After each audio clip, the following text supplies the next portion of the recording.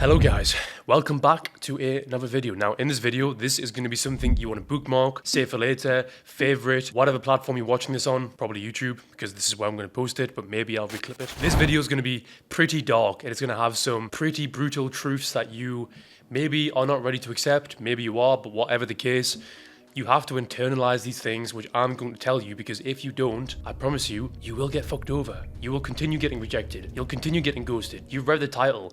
You know what I'm going to say, or you know what I'm probably going to say, right? You have a bit of a hint, an idea, or maybe you have no fucking clue. Maybe you're completely new to my videos and you're like, what is this guy waffling about? What is he going to say? Well, I'm going to tell you, and I'm going to probably blow your mind. Now, this is coming from somebody with an exceptionally large and high amount of experience with women, right? I don't need to get into the specifics, but I've dated a lot of girls. I've been with a lot of women, right? So I've seen these things, these patterns over and over and over again. I know how these things play out, and I know, more importantly, how to set yourself up for success to avoid the possible hardships of dating that you will encounter as a man. Because trust me, you will have a rough ride when you don't understand these 10 things which I'm going to teach you, alright? So let us get into it. These are the 10 most brutal female truths that you must accept if you want to win as a man when dating. It's a long title, wow. Let's get into it. Number 1, she does not think like you. I am guilty of this myself. When I am in a discussion with my partner, I will often switch into logic mode as a man, and I will kind of give her information. Yes, but you said this, which means this, and then I did this, which means this. But what is she doing? She's talking through feelings. Yes, but I feel this and I feel that, and you made me feel this. Feelings and logic, they're like this, they can't go together. So a big part of your success with women is learning to speak in a language which she actually understands, an emotional language, okay? Now you'll find how to speak in an emotional language in my school platform. I don't have time to explain it here, that will take me far too long. Too much of my valuable time. But you can join that if you really want to, and you can learn how to speak in a woman's language and get her to understand you, okay? That is number 1. Number 2, she does not love like you. Now I put out a poll on my Instagram maybe a week ago, depending on when you're watching this video, and I said, can a woman love a man unconditionally? A bit of a trap, because I know the answer to this. The answer is no. The only woman that will ever love you unconditionally is your mother, right? Women, they're designed to love their children and animals unconditionally, not you, my friend. So the way you love her, you know, like you literally die for her, you do anything for her, that deep love you feel for her. If she gains a bit of weight, whatever, I love her still, I'll forgive her. If she loses her job, I don't care, I still love her. She does not have this for you. Her love for you is very conditional, and it's predicated on you being who she thinks you are. So if you are Mr. Tall, Mr. Handsome, Mr. 6 figures, whatever, then you better maintain this if you want to keep her around. Now let's say things were to change. It's not like instantly she checks out and she loses attraction, but over time, she starts to build a case for you as to why she shouldn't date you, why she doesn't feel comfortable, why somebody else would be better for the job. And that's when they monkey branch, they find some new guy, they're cheating, they're leaving you, whatever it is, right? Not nice things. Number 3, her emotions dictate her entire life. Everything she does is based on how she feels in that moment. That's why you must learn to not be reactive to her emotions in that moment. She may say X, Y, and Z, but then 5 seconds later she's fine. Stop being a dummy and reacting to those emotions, right? There's a saying that says, if you argue with an idiot, you're a bigger idiot, right? That's literally how this goes. If you're arguing with feelings that are bound to change, then you are the bigger idiot, my friend. I've just done a call with one of my guys, and he has this challenge, we'll say, where he will engage in these conversations with women where he tries to kind of explain things in a man way. And I'm like, mate, what, you keep doing this. This is why you're putting women off you, because you're speaking like you don't understand them. And you're speaking in a logical way while she speaks in feelings, right? And she will use her feelings to justify everything. She will not use logic. When she cheats on you, she'll say, but I felt this. I don't know what happened. I felt this. And now I feel this. That's the kind of bullshit she'll tell you, okay? So long story short, do not expect her to be logical, okay? Because if she was logical, she'd be a man, and then you'd be dating a man. You don't want this.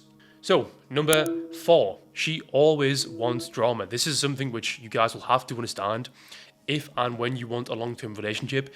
If you want to be able to maintain a woman long-term, either you create some level of drama or she'll find it elsewhere, right? Why do you think women love gossip shows and love shows and romance shows? They want to feel something, right? It's usually because she's not getting enough feeling for you, so she craves those things and seeks those things elsewhere. For the guys who've had relationships, marriages, you've probably had experiences where they've just made up random arguments. They've brought random issues, created random issues. The reason they do this, They're bored. They literally, they want stimulation. So if you find your girl is creating lots of problems, it's literally because she finds you boring, right? It means you need to rock the boat a bit more. You need to create some more stimulation. Again, I have entire guides on this in my school community. I call this long-term relationship game. I'm not going to explain it now. I'm giving you guys the headline. If you want to do more research, go to the description where you can join my community. Number 5, comfort turns her off. So as men, we are kind of programmed to be Captain Save-A-Ho, white knights. We want to protect and provide for women, and we think that by doing these things, we'll be a stand-up guy. Stay with us, be loyal to us. That's not how this works. It's actually the opposite. The more comfortable you make her, the lower her attraction becomes to you, right? Her attraction comes from drama, feelings, emotions, ups and downs, right? Excitement, thrill, danger, all these different things. That's why they'll date certain kinds of men who they know they're not good for them, but it makes her feel something. It makes her excited. So you need to be less comfortable, less safe, okay? It's really hard to do this, especially in a long-term relationship, but there are ways to do this, especially with your hobbies and your interests. You need to do things which can make you seem a little bit dangerous, right? That's why men driving motorcycles is very attractive, because it's a dangerous thing. Okay, fast cars, right? Things like this. Number 6, your desire for exclusivity sends her running from you, okay? As a man, you should never, ever, ever be the one who pushes for exclusivity. Let her come to you and do this. Even if she's head over heels for you, if you say, honey, I think we're getting to that point, we should be boyfriend, girlfriend. You're going to put a lot of pressure on her, and she will shit her pants.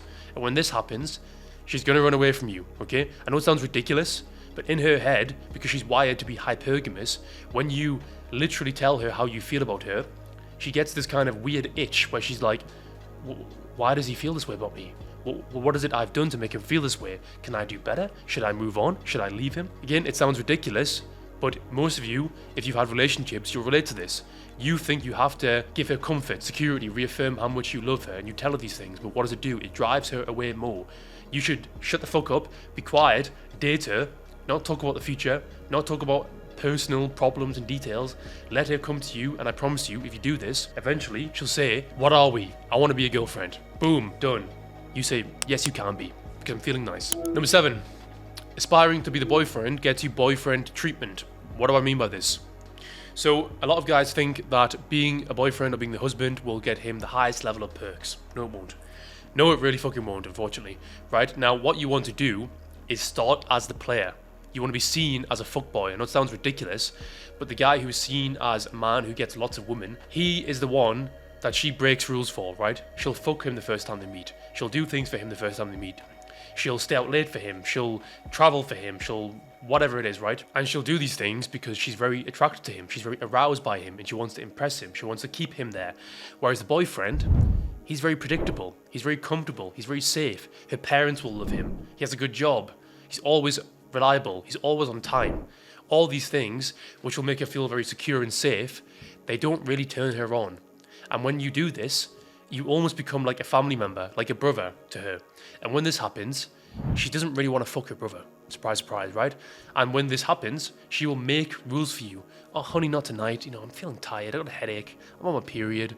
I don't do that till the third date. Wait, what? I would never do that. I'm not that kind of girl. Even though she's done all of these things with some random guy on a one-night stand. Yeah, but that was a one-night stand. That doesn't count. But why does the random guy from one-night stand, why does he get the best from you? Why does he get your best performance? But me, your husband, why do I not get those things? Well, because you put yourself in the predictable category, right? And now you're getting boyfriend-husband treatment, okay? Start as the player, then settle into your boyfriend rule, right? Number 8, she's always testing you. There's this notion that guys think that a woman who is a good girl won't test him, and you have to find the good girl. And it's only bad girls who will test you. That's the biggest lot of bullshit I've ever heard.